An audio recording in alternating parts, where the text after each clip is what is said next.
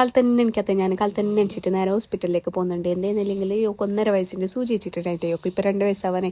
കാലത്തെ വന്നത് എന്തെന്ന് നിങ്ങൾക്ക് ഇപ്പോൾ മനസ്സിലായില്ലേ? ആരും ഇല്ലായിട്ട് ഞമ്മ മാത്രം ഉണ്ടായത്. അങ്ങനെ നമ്മൾ എത്തിയത് നല്ലോണം കാലത്തായി പോയി തോന്നുന്നു. അവിടെ ഫുള്ളും എല്ലാം സെറ്റാക്കുന്നുള്ള എത്ര നമ്മൾ പിന്നെ വെയിറ്റ് നോക്കി ഓളെങ്ങനെ സമ്മതിക്കുന്നില്ല. പിന്നെ ഞാനും ഓളും തട്ടിയിട്ടൊന്നാകെ വെയിറ്റ് എല്ലാം നോക്കി ബയ്യ ഞാൻ സിംഗിളായിട്ട് നോക്കിയിട്ട് അങ്ങനെ കാൽക്കുലേറ്റ് ആക്കിയിട്ട് ഓരെടുത്ത് ബയ്യ ഒരാൾ മാത്രം ഉണ്ടായിട്ടുണ്ടെങ്കിൽ അങ്ങനെ ഓരോന്നാക്കി ഫസ്റ്റിൽ കൊണ്ടുപോയി. അങ്ങനെ യോക്ക് മരുന്ന് കൊടുത്തിട്ടുണ്ടെങ്കിൽ ഓളെ കലാവിരുദ്ധം കുറേ ഉണ്ടാവും ബോഡിയിൽ ഫുള്ളും.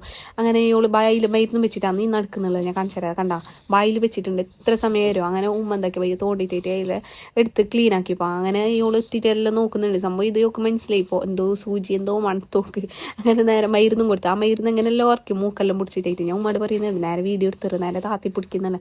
ഉമ്മ കുറേ വയ്യെത്തി അത് വേറെ കഥ. അങ്ങനെ യോക്ക് സൂചിക്കുന്നത് ഈ ഞങ്ങൾക്ക് ഇതന്നെ സഹിക്കാൻ കഴിയാത്തി. ഇതുകൊണ്ടാണ് ഞാൻ ഓരോ ആഴ്ച നീട്ടി ഇപ്പോൾ 2 വയസ്സാവാനാകുമ്പോൾ വെക്കുന്നുള്ളത്.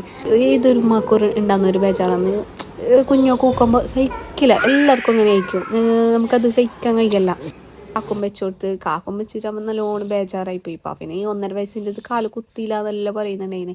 അങ്ങനെ നമുക്ക് പാരസെറ്റമോൾ ഗുളികയും തന്ന് 3 കഷ്ണമാക്കിയിട്ട് കൊടുക്കാൻ വേണ്ടിയിട്ട് പിന്നെ ഇത് ഫോണിലേക്ക് ആക്കാനും അങ്ങനെ എല്ലാം ആക്കി നമ്മൾ നേരെ പല്ലിലേക്ക് തന്നെ തിരിച്ചിട്ട് പോയി. അടുത്തേക്ക് പോകുമ്പോഴത്തേക്ക് ഋഷ്യം കിട്ടുന്നില്ല. കുറേ നടന്ന് ലാസ്റ്റ് നമുക്ക് പെരത്താനാകുമ്പോൾ ഋഷ കിട്ടി. അങ്ങനെ ഉമ്മ അത് പിടിച്ച് ഞാൻ പറഞ്ഞു എന്തിനിപ്പോൾ നമുക്ക് നടന്നിട്ട് തന്നെ പോയിറങ്ങില്ലേന്ന്. അങ്ങനെ അതും കഴിഞ്ഞിട്ട് പല്ലിലേക്ക് നേരെ എത്തി. അപ്പോൾ ഇത്രയേ ഉള്ളൂ.